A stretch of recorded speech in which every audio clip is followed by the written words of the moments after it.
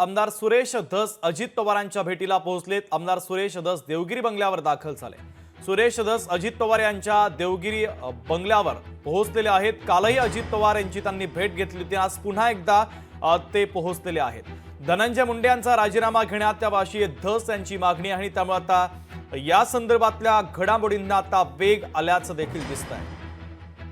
तर आताची सगळ्यात महत्त्वाची आणि मोठी बातमी, दुसऱ्यांदा ही भेट घेतली जाते। आमदार सुरेश धस आता अजित पवारांच्या भेटीला पोहोचलेले आहेत। आमदार सुरेश धस सध्या देवगिरी बंगल्यावर दाखल झाले। काल देखील भेट घेतलेली ते आज पुन्हा एकदा भेट घेतली जाते। तर धनंजय मुंडेंच्या राजीनाम्यासाठी आता धस यांची मागणी आहे। उमेश करंजकर आपले प्रतिनिधी आपल्याला अधिकची अपडेट देतात। उमेश, शुभम, आज पुन्हा एकदा आमदार सुरेश धस जे आहेत ते अजित पवार यांच्या शासकीय निवासस्थान देवगिरी या बंगल्यावर पोहोचलेले आहेत। जवळपास एक 10 मिनिटांपूर्वी ते इथं पोहोचले जाण्यासाठी पुन्हा एकदा अजित पवार यांची भेट घेणार आहेत। कालही सायंकाळी त्यांनी अजित पवार यांची भेट घेतली होती आणि त्या भेटीमध्ये देखील धनंजय मुंडे यांचा राजीनामा जो आहे तो त्यांनी मागितला होता। सातत्याने जे संतोष देशमुख हत्या प्रकरण, या प्रकरणाच्या मागे धनंजय मुंडे आहेत, त्यांचा देखील या सगळ्या संदर्भात हात आहे। वाल्मिक कराड यांना अभय देण्याचं काम जे आहे ते धनंजय मुंडे करतात, असा आरोप जो आहे तो सुरेश धस सातत्याने करतायत।